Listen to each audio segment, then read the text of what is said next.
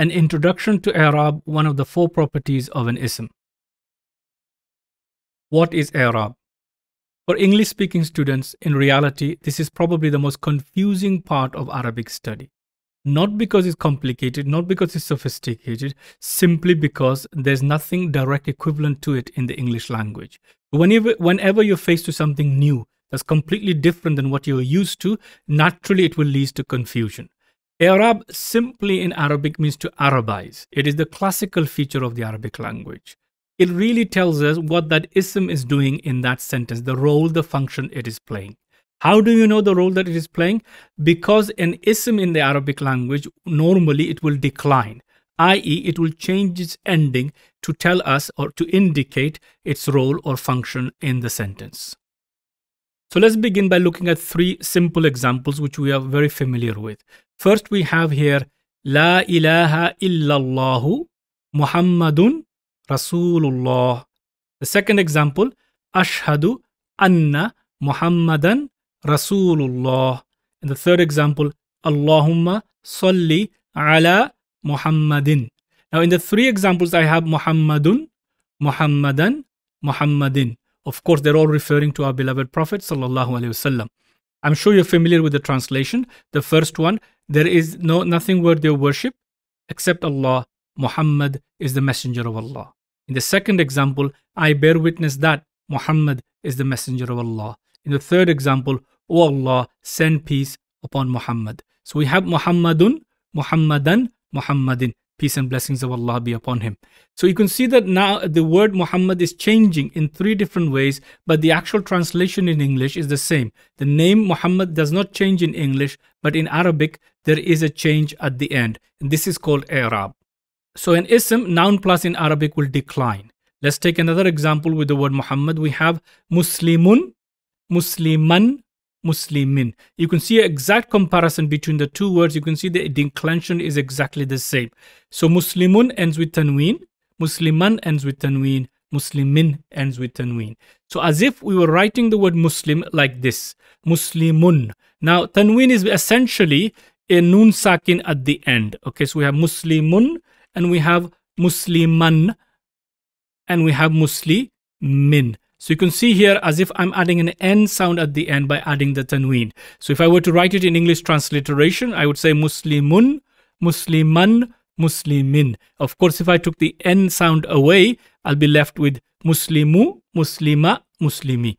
This addition of the sound with tanween is called nanation.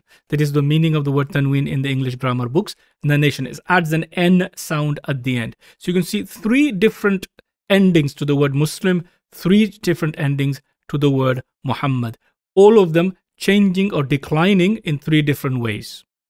Take a few more examples of words. We have in the first one, Muslimatun, Muslimatan, Muslimatin. All of them actually mean a single female Muslim. Muslimun, Musliman, Muslimin means a male Muslim. Hamidun, Hamidan, Hamidin means Hamid. Kitabun, Kitaban, Kitabin means a book. Masjidun, Masjidan, Masjidin means a mosque. You will need to note in all of them, they decline in the same way. Then not only those, 85% of the words or isms in the Arabic language will decline in this way. So huge majority. We will deal with the 15% later. Let's concentrate on the 85%. One quick note here, you will note I've added an additional alif here in all the cases, and this is an important writing rule in Arabic, except for when you have ta marbuta, you will not add it. Otherwise, you will have to add an alif whenever you put 2 fatha tanween together. So you can see these examples here, inshallah ta'ala.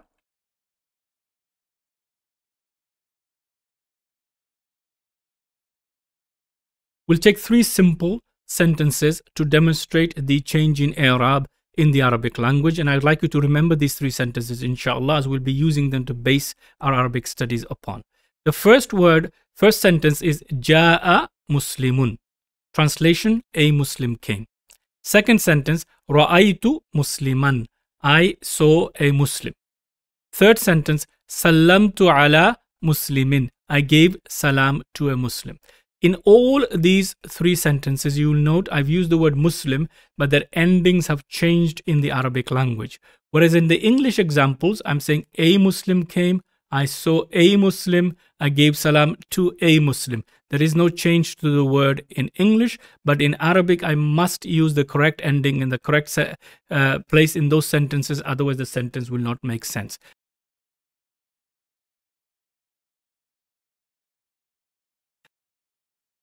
In all the sciences we tend to study, everything has a definition and a name. Now, when we have the word Muslimun, ends with Muslimun, this ending, the name is given that this is the Rafa status. So you said that the word Muslim is in the Rafa status. The word Musliman, when it ends with an, this is said to be in the Nasab status. So this is the name given in Arabic grammar. And Muslimin is your Jar status. So Rafa, an Nasab, in Jar. Please note when I had the word al, which is the definite article, the tanween disappeared. So I'm left with al-muslimu, muslimun becoming al-muslimu, musliman becoming al-muslima, and muslimin becoming al-muslimi. So ending of u, an, a, in, e. These are the three endings and these are the names given to them. Rafa, nasab, or jar. So these are the options as far as Arab is concerned. You have three options. Either it will be Rafa, Nasab, or Jar. Similar to when we saw the other properties, either it is definite or indefinite, either it is masculine or feminine, either it is singular, dual, or plural. As far as Arab is concerned, it will be either Rafa, Nasab, or Jar for any ism in the Arabic language. Now, in English grammar books for Arabic students, you will find the name nominative, accusative, and genitive. Now, my personal view is these names are, or these terminologies are very confusing. Number one reason, overwhelming majority of English speakers have never ever used these terminologies. Only those who are fortunate to have studied advanced level or may have studied other languages will come across this topic of nominative, accusative, or genitive. Most English speakers have no idea, and exactly I was in the same boat. I had no idea what they meant. And when I first started learning Arabic, I looked at these words, their definition, and they confused the life out of me because there was nothing similar to what I've come across. I looked at nominative, accusative in English and other grammar books. In fact, I was left with even more confusion. It was only after I've learned the Arabic terminology that I understood what they were talking about and what they were referring to. In all honesty, these terminology will confuse you. So I'm not going to be using them in this course. So I'm not going to be translating Rafa, Nasab, or Jar. What I'm going to be doing is showing you how it works. One of my students mentioned that he read, for example, nominative is like a human being smiling, frowning, or is angry. Those are the three different states, same human being. Again, those are good. They might help you, but they're not what Arab is. Arab is the role, the function that ism is playing. So we'll avoid those terminologies and we'll go straight to understanding how Arab works in the Arabic language. And inshallah, through practice, this will stick. Now, this is the most important topic, and therefore it needs to be dealt with understanding and practical experience as opposed to lots of theory and terminology. So let's continue with what Arab is. Now, do we have anything similar to Arab in the English language where words change in order to reflect the role or the status? There is a similarity. Now, imagine you are my English teacher again, and I presented the following to you. His came to me, I gave him result. What if you read this from me? Now, of course, you would be very angry, upset, probably banging your head against the wall that you took me on as a student. But nonetheless, have a look at my English. His came to me, I gave him result. Now, I'm talking about the same person. It could be Hamid or somebody else. I'm talking about the same person. What does the word his, he, or him mean in English? How do you explain those three words? And why is it wrong here? I know it's wrong. It should be he came to me. I gave him his result. That is correct. Yes, I accept. But why was the previous ones wrong? What's wrong with it? You see what's really happening here. The sentence here, this part, is requiring a subject. So I can put here Hamid came to me, Peter came to me, John came to me, Helen came to me. Any name, a subject is required. Now in the second one here, I'm looking for an object. And him is the object pronoun. So I gave him, I gave Hamid, an object is required. So there is an object pronoun needs to go here, and therefore it is wrong to say he in this box. Here I'm looking for a possessive. Therefore he or him would be wrong here. I have to say his result. So the pronouns in English need to change in order to reflect the role that they're playing in the sentence. So we have this thing with pronouns in English, which we don't have with nouns in general. So let's look at the examples in English. I've only given you 3 types of pronouns. I believe the number of pronouns types in English is about 8 or 10, but we're only going to show you 3 here. We have he, him, or his. So he is the subject pronoun. Him is the object, and his possessive or adjective pronouns. If I use the wrong one in the wrong place in an English sentence, I will make a mess. I will make a mess. And therefore, it is very important I understand which pronoun is subjective, which one is object, and which one is possessive. Unfortunately, in Arabic, this is the case with every noun. We have to know the ending correct and use it in the right place with the correct ending. Others will end up with a mess that I showed you earlier. So we're going to illustrate I'rab with a noun called Hamid. It's the name of a person. Hamid particularly, we're going to tell you about. He is a genius. He likes to invent things. So one day out of boredom, he goes to and collects some scrap parts together. And he sits there to build his own car. A noble cause. He wants to build this car to drive to the mosque with. So it's a dedicated car he's building to drive to the mosque. As he's building it, his grandfather comes along, looks at Hamid building this car, and he says to Hamid, look, your fuel tank is too small. It's not going to get you to the mosque. Now, he is a genius. He's not going to listen to his granddad. So he continues building because he's done all the calculations. Lo and behold, we'll pick up the story from there. He's now got his car ready, and he's now ready to go to the mosque. And he's driving to the mosque. So we'll begin the story there. Hamid was driving to the mosque. Just as his grandfather warned him, Hamid's car ran out of fuel. His grandfather was also driving to go to the mosque. He saw Hamid stranded. His grandfather gave him a lift. So granddad gave him a lift. So in the story, if you look at the sentences here, now which pronoun will I put instead of Hamid? In the first one, I'll have to say, he was driving to the mosque. His car ran out of fuel. Granddad gave him a lift. Why? Because in the first sentence, this is the doer of the act of driving. I hope this is clear to you. Who was driving? Hamid or he? Okay, whose car ran out of fuel? Hamid's or his? So again, this is the possessive version. Possessive version. And the same way, granddad gave him a lift. So here he is the object version. Hamid is the object version, or him is the object version. Granddad, of course, would be the doer in this sentence. I hope this is clear. Who's doing the act? Who's possessing? Who's the object? Who's receiving the act? These are the 3 roles that Hamid is playing in these 3 sentences. So Hamid is the same person, same genius, but the word Hamid is playing 3 different roles in these 3 sentences. So if you can understand that concept, this is I'rab. So let's look at it one more time. He was driving to the mosque. His car ran out of fuel. Granddad gave him a lift. So if you wanted to do this in Arabic, let's look at the word Hamid. Now, Hamid declines exactly the same way as the word Muslim.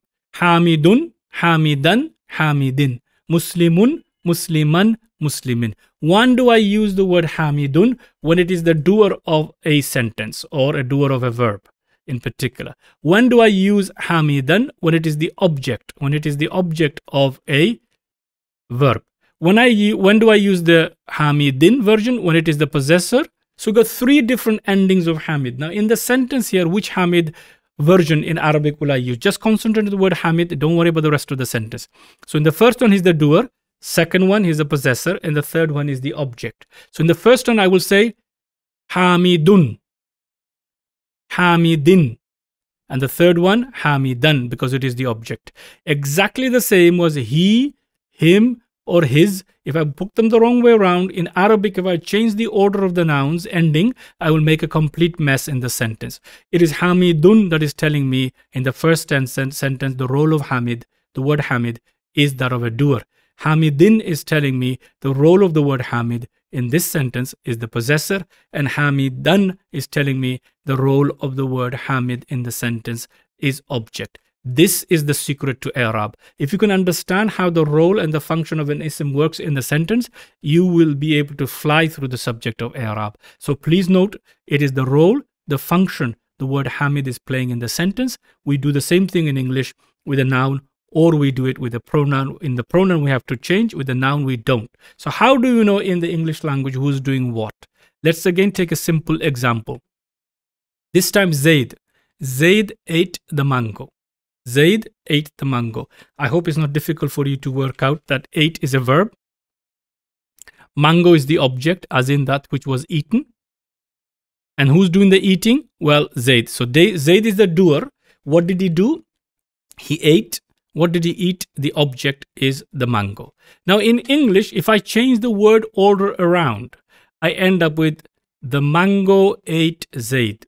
The mango ate Zaid. Now in this case, the mango is the doer of the action. The action is to eat or ate in the past tense, and Zaid is the object. I hope this is clear to you. So by changing the word order around in English, I achieve the similar thing as I do in the Arabic language. But in Arabic, it is the word ending that will tell me who's doing what, not the order of the words. So in English, it is the word order. In Arabic, it is the ending of the word that will tell me who's doing what. So again, the example we have here, subject, mango, or the doer, verb, and then we have the object. This is the difference between Arabic and English. In English, word order. In Arabic, the ending on the word, the declension, which tells us who's doing what. Now, you may argue that my sentence is incorrect. The mango ate Zaid doesn't make any sense in the English language. My argument would be, grammatically speaking, it is correct.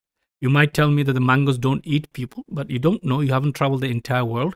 There could be some remote island where people are being chased by giant mangoes. We don't know, but my sentence is correct. Why? It is the word order in the English language that will tell me who is doing what. So let's take a look at now the Arabic sentences in closer detail.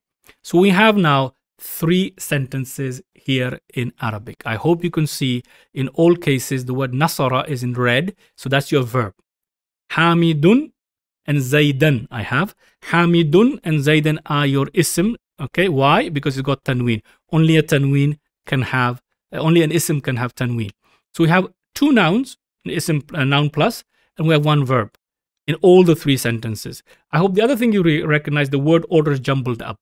The third thing I hope you can recognize, in all the cases, I have Hamidun, Hamidun, Hamidun. On the other hand, I have Zaidan, Zaidan, Zaidan. So you can very easily see the endings of the word is the same. The 2 noun plus is exactly the same. The order is different. Now, Hamidun is my doer because it's got dun at the end, and an is my object. So the verb is to help, helped in the past tense. So this is your verb. How will I translate that? All the 3 sentences in Arabic will be translated exactly the same in English. Hamid helped Zaid. Even though the word order is completely different in Arabic, the translation in English will be exactly the same. Exactly the same. Of course, there are subtle differences in the word order. We're not going there at the moment. But the main principle is, it is not the word order that is telling us who's doing what in the sentence. In Arabic, it is the ending. So I will translate all these 3, and I could have put more examples up for you. 5, 6 is quite easy to do with different word order, all of them meaning the same. In English, it is the word order. In Arabic, it is the declension, the changing at the end of the word that tells me who's doing what in a sentence. Therefore, Arab will remove confusion. We can understand the sentence or the meaning of the sentence correctly. In order to remember what Arab is and to illustrate how it is used in a sentence, and not only that, to give you a simple reference point, I would like you to remember the following 3 sentences. Please write the Arabic along with the English translation. The first one is Ja'a Muslimun. A Muslim came. The second, Ra'aytu Musliman. I saw a Muslim. Third one, Sallamtu ala Muslimin. I gave salam to a Muslim, or I greeted a Muslim. Now, in these 3 sentences, the word Muslim is being translated in English Muslimun, a Muslim, Musliman, a Muslim, Muslimin, a Muslim. So Arab cannot be translated directly from Arabic to English. It is only telling me the role, the function that ism is doing in the sentence. So in the first one, I have a Muslim came. So the word Muslim here is now doing the role of a doer. Same word. Here, the doer is I. Who saw? I saw. So I'm the doer. Okay, who did I see? A Muslim. So this is the object. In the third example, I have slightly different here. I gave salam to a Muslim, or I greeted a Muslim, is coming after the word ala. So it is Muslimin. And I'm again translating as a Muslim because it's coming after the word ala. So in all three examples in the English sentences, a Muslim, a Muslim, a Muslim. But in Arabic, Muslimun, Musliman, and Muslimin to reflect the role, the function that ism is playing in the sentence. So in the first one, Muslimun is doer. In the second one, it is an object. And in the third one, it is coming after a preposition like ala. So this is what I would like you to remember. Muslimun when it is doer, Musliman when it is object, and Muslimin when it's coming after a word like ala, a preposition. Anytime it comes after a preposition, it will be a Muslimin. These are the three that I'd like you to remember to illustrate i'rab. Inshallah, I'll be using these three sentences. Ja'a Muslimun, a Muslim came. Ra'aytu Musliman, I saw a Muslim. Sallamtu ala Muslimin, I greeted a Muslim, or I gave salam to a Muslim. Throughout the course as a template to form many, many sentences in Arabic. Let me demonstrate how easy it is. Let's take another word. Instead of Muslim, I give you the word muallim. Muallim means teacher.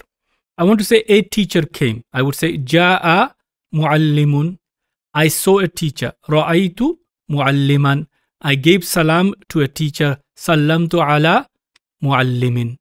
Very easy. This is how i'rab works. Not only that, you can do this yourself. We can do that with many, many other words, many other isms. You can put it in place. For example, instead of saying a teacher came, I want to say a boy came. Ja'a waladun, I saw a boy. Ra'aytu waladan, I gave salam to a boy. Sallamtu ala waladin. If I want to say a man instead, I could say Ja'a rajulun, a man came. Ra'aytu rajulan, I saw a man. And I gave salam to a man. Sallamtu ala rajulin. And we can change the word imam, sheikh, whatever, and we can start forming sentences. So the structure of the sentences in Arabic is relatively easy to understand once you've got your head around the four properties. We're just beginning. So I hope, inshallah ta'ala, you can now see the power of this. It's just the property of i'rab and how it changes. Please remember the template sentence. A Muslim came. I saw a Muslim. I gave salam to a Muslim.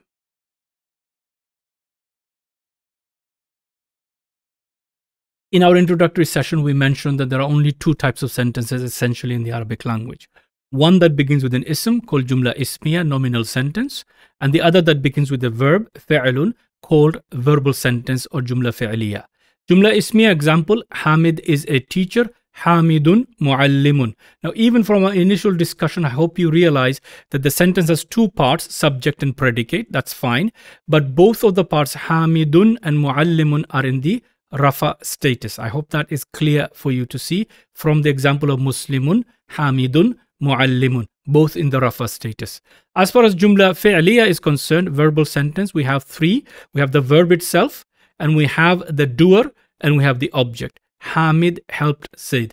Nasara Hamidun Zaidan. Again, you've seen many examples of this already. So we have three parts, the verb, the doer, and the object. So again, note these three parts of the sentence. Now both the subject and the predicate is in the rafa status. And in the verbal sentence, we have the doer is in the rafa status and the object in the nasab status. So you can see the roles that they are playing in those two different sentence structure. The Arabic sentence structure is relatively very easy to get mastery of at a basic level, inshallah, as long as you can get your head around the four properties. So please note these two examples of the sentences along with the examples I've already given you. Alhamdulillah, we have an overview of i'rab. Let us just summarize our discussion that we've had so far. Now, we have an i'rab can only be one of three: rafa, nasab, or jar. Every ism in the Arabic language will be in the rafa status, nasab status, or jar status. Now, what we have in the first example is Muslimun. So, or u will mean it is in the rafa status for 85% of the type words. Musliman, an or a will be in the nasab status. Musliman is your example. Muslimin, in or e will be the jar status. So when you see for 85% of the words Muslimun similar to ending as Muslimun, it is Rafa, Musliman, it is Nasab, Muslimin, it is Jar. These are the three i'rabs. Now, when is it Rafa? Well, we've seen the example before, when it is the doer of a verb, or in a nominal sentence, what is the subject or the predicate. So we've got three reasons, grammatical reasons, for an ism to be in the Rafa status. As far as Nasab is concerned, so far, we've only got one reason, when it is the object, And for Jar, we have one example when it is after preposition like ala, Salamtu ala Muslimin. I gave salam to a Muslim. Or in possessive example, we've seen briefly on that. And that's really it. This table summarizes your entire discussion on Arab and all that you need to know to start building a solid foundation in Arabic. So you have 4 properties you have to look at. The Arab is the most important one, and please note is going to be studied in detail throughout this course or any course that you do for Quranic Arabic. And inshallah, you can use this table, make a copy of it, rewrite it, inshallah, do a better design if you want to, which will illustrate for you the subject of Arab.